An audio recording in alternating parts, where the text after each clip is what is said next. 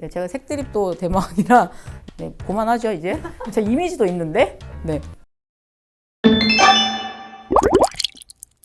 안녕하세요. 신선한 편입 정보를 전해드리는 주간 편입의 다율쌤입니다. 편입 영어는 3만 개 정도의 단어를 외워야 된다고 하는데요. 개개인마다 공부머리도 암기력도 다 다를 텐데 어떻게 공부하는 게 좋을까요? 오늘 그 비법을 알려드립니다. 단, 19금 드립이 난무할 수 있습니다. 미성년자 분들은 부모님과 시청해 주시길 바랍니다.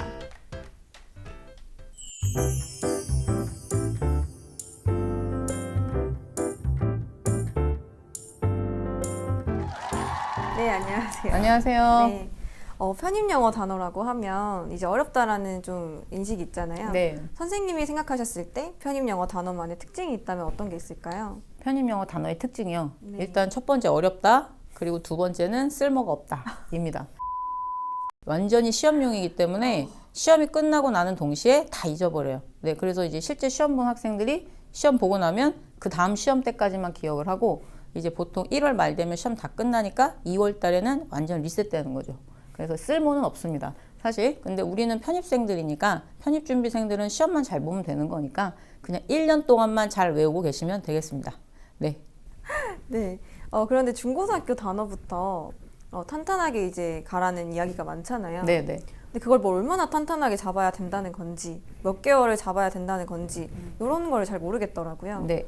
이제 보통 1월에서 12월까지가 편입 준비 기간이잖아요. 근데 이제 앞에 1월, 2월, 3월 정도까지는 기본 단어 다 떼시는 게 좋고요. 그래서 한 4월부터는 본격적으로 편입 단어 준비하시는 게 좋습니다. 그래서 중고등 단어가 중학 단어 2, 3천 개, 수능 단어 7,000개에서 9,000개. 그래서 그 두 개 합치면 10,000개 정도가 되는데 그거를 1, 2, 3월 동안 여러 번 반복하셔서 독학하시는 것도 괜찮아요. 그거는 기본 단어니까. 그리고 중고등학교 때 한 번씩은 들어봤거나 봤던 단어들이니까 혼자 외우실 수가 있어요. 근데 편입 단어는 처음 보는 그런 해괴한 또 스펠링도 긴 그런 어려운 단어들이 나오니까 학원에 가셔서 전문가의 도움을 받아서 외우시는 게 좋습니다.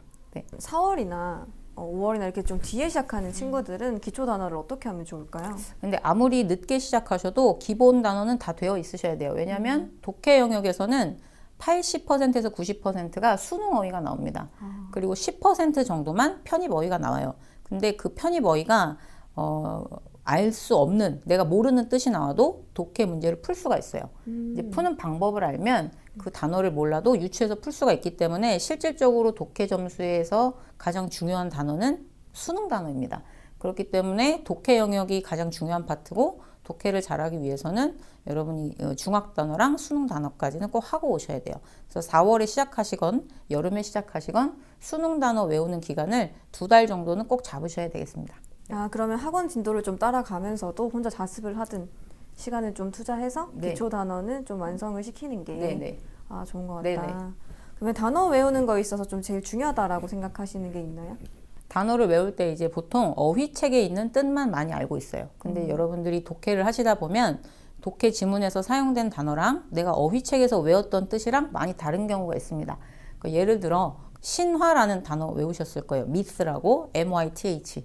네, 그 myth라는 단어가 지문에서는 잘못된 통념이라는 뜻으로만 쓰입니다. 거의. 신화라는 뜻으로는 거의 안 나와요. 네, 안 그래도 여쭤보고 싶었던 게 네. 아까 모르는 게 나와도 유추할 수 있다고 하셨잖아요. 네. 그러면 어쨌거나 아까 어휘책에 있는 거, 지문에 있는 게 다르더라도 네. 이게 좀 일맥상통하는 부분이 있지 않을까요? 그럼 어원을 공부를 해야 될까요? 가장 기본 뜻을 외우는 게 제일 좋아요. 그리고 실제 시험 보시다 보면 내가 외웠던 그런 단어인데 되게 친숙한 단어인데 그 뜻을 적용시키면 해석이 안 되는 경우가 되게 많거든요. 또 이제 한번 예를 들어보면 bill이라는 단어, bill, B-I-L-L. 그거는 이제 애들이 우리 학생들이 계산서란 뜻으로 많이 알고 있어요. 근데 그게 계산서란 뜻도 물론 있습니다만 그게 뜻이 10가지가 넘습니다. 그래서 가장 기본 뜻인 종이라는 뜻을 외우셔야 돼요. bill이. 그래서 식당에서 쓰는 종이가 계산서가 되는 거고 그게 또 법안이라는 뜻도 있거든요. 그래서 국회에서 쓰는 종이는 법안이라는 뜻이 돼요. 그 다음에 또 뭐 벽에 붙은 종이 해서 광고지, 홍보지라는 뜻도 있고 그 뜻이 이제 발전돼서 동사로 홍보하다, 광고하다 뜻도 있어요. 그러니까 가장 기본 뜻 종이를 외우셔야 여기서 쓰는 종이, 저기서 쓰는 종이. 그래서 다양한 종이가 되어서 여러 가지 뜻이 나오는데 이제 학생들은 그런 방법을 모르기 때문에 그냥 무작위로 10가지 뜻을 막 외우는 거예요. 그러면 정리도 안 되고 뜻이 막 바뀌니까 쌍욕이 나오죠. 외우면서. 왜 또 바뀌고 라리야 이러면서. 근데 그 기본 뜻이 나와 있는 책이 시중에 거의 없어요. 예, 그 책을 써봤자 우리 편입생들이 10,000명에서 12,000명밖에 안 되기 때문에 실제 이 집필하시는 분들이 별로 욕심을 안 내십니다. 책을 팔아서 돈이 되려면 100만 권은 팔아야 되는데 이 10,000권 팔아봤자 돈 안 되니까 열심히 책을 안 쓰세요. 저부터도 쓰기 싫거든요. 네, 그런데 편입 영어를 그러면 선생님은 네. 뭐 하루에 몇 개 외워라 이렇게 기준 잡아주시는 게 있어요?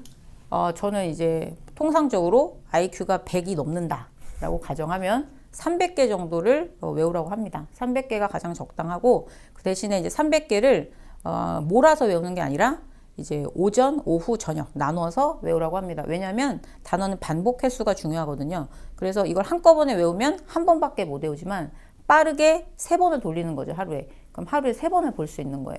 그렇게 해서 매일매일 돌리고 20대는 단어 외우기가 참 힘듭니다. 이제 언어학자들이 얘기하기를 13세가 넘어가면 단어가 잘 안 외워진다라고 얘기하거든요. 그래서 월요일부터 이제 300개 외우고 화요일 새로운 300개 외우고 수요일 새로운 300개 외우면 수요일쯤 되면 월, 화, 그 다 생각이 하나도 안 나요. 그래서 전날 거를 같이 반복하셔라 라는 거를 좀 강조드리고 싶고 주말에는 토요일과 일요일은 새로운 단어 외우지 마시고 월요일부터 금요일까지 외웠던 거를 다시 한번 반복하는 거죠. 그럼 그 주에 월요일에는 월요일에 외웠던 300개는 그 주에 주말에 반복하면서 5번 이상을 돌리게 돼요. 그 다음에 화요일 거는 4번 돌리게 되겠죠. 그렇게 해서 계속 반복 학습을 하시고 짧은 시간 보시고 빨리빨리 많이 보셔라. 횟수를 늘려라. 이런 방법을 제가 알려드립니다. 네. 확실히 이제 편입 영어 단어에 대해서는 반복하라는 얘기를 정말 많이 하시는 것 같아요. 네. 정말 중요한 것 같고 그러면은 빨리 이제 봐야 된다고 하셨는데 발음 같은 것도 좀 주의를 해야 될까요? 발음은 실질적으로 시험에는 안 나옵니다. 근데 스펠링을 뜻을 먼저 외우셔야 되잖아요. 우리 편입 시험은 뜻이 우선이니까 그래서 이제 그 발음을 살려서 그 뜻을 연상시키는 그런 방법들이 있어요. 그걸 이제 우리 해마학습법이라고 얘기하는데 그거를 이용하시면 좋으니까 발음은 최대한 읽어보는 방향으로 하시는 게 좋습니다. 그러니까 뭐 예를 들어서 뭐 우리 스펠링 중에 어려운 단어입니다. 음란한, 음탕한이라는 단어가 있어요. 제가 제일 좋아하는 단어인데 제가 음탕한 사람이라 네, 그 발음이 이제 salacious라는 단어가 있어요. salacious라는 발음이 있는데 그거를 외울 때 이제 너무 어려우니까 처음 보는 단어고 길고 하니까 저는 이렇게 외워요. 이제 야동을 보는 거죠. 야동을 볼 때 마음이 콩당콩당 뛰어요. 그래서 음탕한, 음란한 애가 야동을 볼 때 마음이 salacious, 설레이셨어 이러면서 외우게 합니다. 근데 저 수업 듣는 친구들은 제가 다 그렇게 외우라고 하거든요. 그거랑 동의어가 한 10개 정도 있어요. 그래서 그 동의어 중에 또 vulgar라는 단어가 있습니다. 벌거벗은 여자애가 나오는 야동을 본다. 이렇게 떠올려라 라고 말씀을 드리고 그렇게 해서 제가 야한 얘기를 수업 시간에 많이 해요. 그러면 기억이 오래 남습니다. 제가 색드립도 대망이라 네, 그렇게 외우시면 발음 기호는 모르지만 스펠링 자체를 읽으면 그거랑 연상되는 모습을 이제 떠올릴 수가 있기 때문에 그렇게 하면 친구들이 오래 기억할 수가 있어요. 그래서 그 동의어가 한 10개 정도 있는데 그걸 다 얘기하면 또 너무 제가 너무 저속한 여자가 되니까 그거는 다음에 네, 마저 말씀드리도록 하겠습니다. 네. 네, 궁금해요. 어떻게 하시는지 하나만 더 알려주세요. 하나만 더요. 네. 발음도 음탕한 중에 또 LEWD라는 루드라는 단어가 있어요. 근데 그거는 이제 한국식으로 읽으면 누드가 됩니다. 누드집 보는 애죠. 음탕한 애가 누드집을 이렇게 보고 있어요. 어려운 단어 중에 obscene이라는 단어도 있어요. obscene. 근데 그 철자를 보면 앞에가 ob이에요. 그래서 그건 오빠를 연상시키라고 하고 뒤에 scene이라는 단어는 배드신의 scene을 연상시켜라. 제가 뭐 이렇게 얘기합니다. 그래서 오빠랑 배드신, 음탄한 여자 뭐 이렇게 해서 외우라고 해요. 네, 그만하죠 이제. 제 이미지도 있는데. 동의어 유사어가 엄청 많잖아요. 네. 그걸 진짜 다 외워야 되나요? 네, 실질적으로 이제 시중에 나온 교재는 이제 동의어를 외워라 하는 그 동의어 개수 자체만 해도 한 7, 8천 개가 되거든요. 네, 너무 많잖아요. 그래서 저는 그 편입 강의 이제 시험을 쭉 분석해 보니까 나오는 단어만 나오더라고요. 그러니까 실질적으로 교재에 있는 모든 단어가 나오는 게 아니라 그 중에서 빈도수가 많은 거를 제가 이제 추려서 이제 정리를 해 보니까 실질적으로는 한 400개 정도밖에 안 돼요. 그리고 그 400개에서 동의어가 좀 더 나오는 거고. 그러니까 동의어가 한 개당 10개씩만 돼도 4,000개밖에 안 되는 거죠. 그래서 저는 쓸데없는 단어, 10년에 한 번 나오는 단어, 또는 남들도 어차피 틀릴 어려운 단어 그런 거는 외우지 말라고 해요. 그러니까 제일 중요한 건 빈도수가 많은 거, 시험에 자주 나오는 거, 아니면 남들도 다 맞는 단어 그거는 맞아야 되니까 그래서 그거를 추려서 제가 한 3,400개 정도만 외우라고 합니다. 그래서 이제 그거를 동의어까지 해도 그러면 3,4천 개면 부담이 많이 안 되거든요. 그래서 그 정도만 딱 외우시면 적당할 것 같아요. 그렇게 외우면 제가 말씀드리는데 서강대나 이화여대, 중앙대 그 정도만 제외하고 모든 학교를 다 커버할 수가 있습니다. 네. 혼자 이제 공부하는 학생들은 좀 예상할 수 있을까요? 어떤 단어가 나오겠다 이런 거를 대충이라도? 제가 편입 준비생들한테 말씀드리는 이제 중요한 부분인데 독학을 하시면 안 됩니다. 왜냐하면 전문가가 도와주지 않으면 뭐가 중요하고 뭐가 덜 중요한지를 구별을 할 수가 없어요. 그래서 반드시 학원을 짧게라도 다니시되 아니면 이제 여건이 안 되면 인강이라도 들으셔야지 혼자 하시면 이게 판별 기준이 서지 않아서 잘못된 길로 갈 수가 있어요. 그래서 이제 혼자 독학하시는 거는 비추고 인강이라도 들으셔야 됩니다. 네. 그럼 이 말은 어떻게 생각하세요? 그 시간이 없는 친구들이 네. 단어만 외워도 독해가 좀 해결된다 이렇게 생각하는 친구도 있던데 그 말에 대해서 어떻게 생각하세요? 저는 그 말도 안 되는 일이라고 생각하고 일단 왜냐하면 단어는 그냥 단어일 뿐이에요. 여러분이 만약에 명사만 안다, 동사만 안다 그러면 이제 문장 완성을 할 수가 없잖아요. 하나하나 단어를 짜깁기 하다 보면 결국에 해석이 안 돼요. 그래서 이제 제가 중요하게 여기는 부분은 단어가 모여서 구문이 되고 문장이 완성이 돼야 또 글이 완성이 되는 거니까 단어 짜깁기 하면 언젠간 막히게 돼 있어요. 그래서 반드시 기본 구문 과정을 거쳐서 독해까지 가셔야지 단어만 외우시면 한계가 있을 겁니다. 네. 사실 편입 영어 단어를 암기한다라고 하면 좀 어렵게 느끼는 학생분들이 많을 것 같아요. 선생님이 알려주시는 좀 노하우가 있다면요? 제가 예를 들어서 중국을 놀러 갔거나 일본에 놀러 갔어요. 근데 지하철 노선도를 봤는데 당연히 모르는 글자들이 막 써 있잖아요. 근데 그 글자를 기억을 해야 돼요. 그러면 그림으로 인식을 한단 말이죠. 그 글자를 문자로 인식하는 게 아니라 대충 이런 그림을 가지고 있구나라고 인식을 하거든요. 그러니까 영어 단어를 외울 때 하나하나 철자를 보지 마시고 전체적인 이 그림의 모양을 보세요.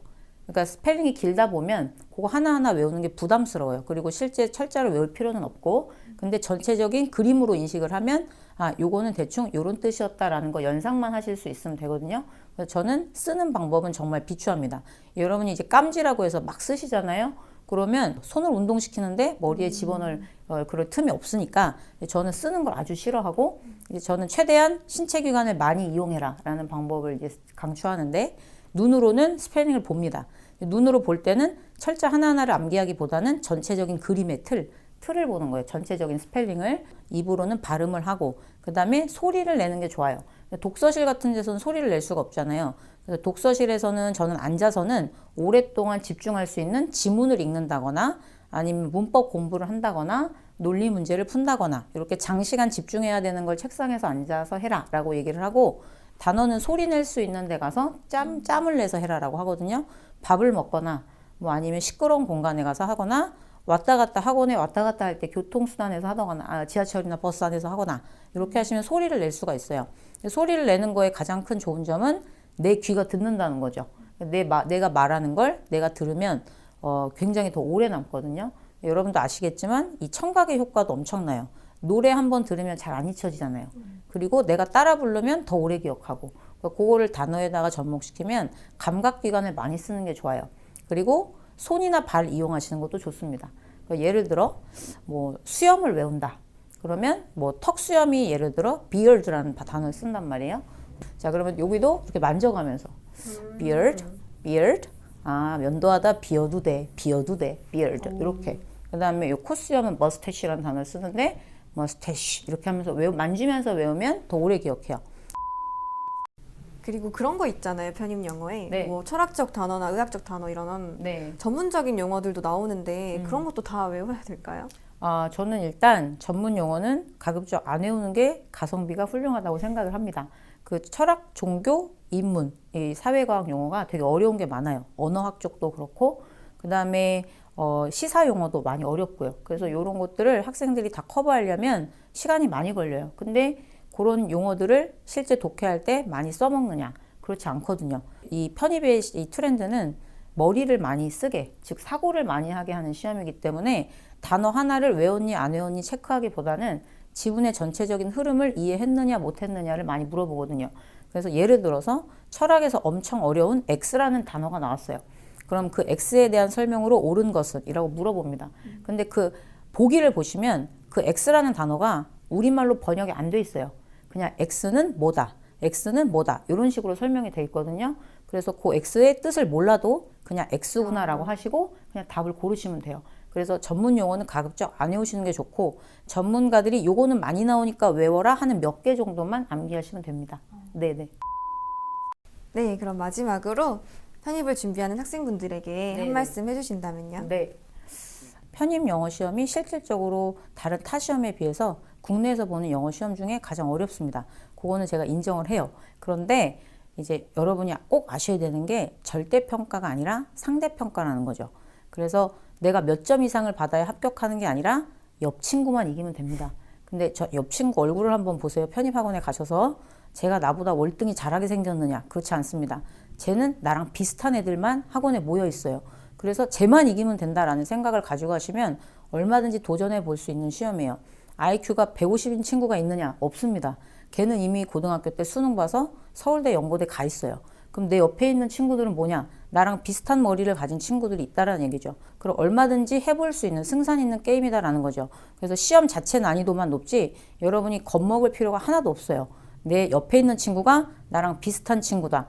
요거 딱 하나만 기억하시고 편입에 대해서 관심이 조금이라도 있다라면 한 번쯤 꼭 도전해 보실 수 있는 그런 쉬운 시험이다라고 어필하고 싶습니다. 네. 네, 막막하기만 했던 편입 영어 단어. 어떻게 외워야 되는지 감이 좀 오셨나요? 다음 주에는 더 신선한 편입 정보로 돌아오겠습니다. 구독과 좋아요. 알람 설정까지.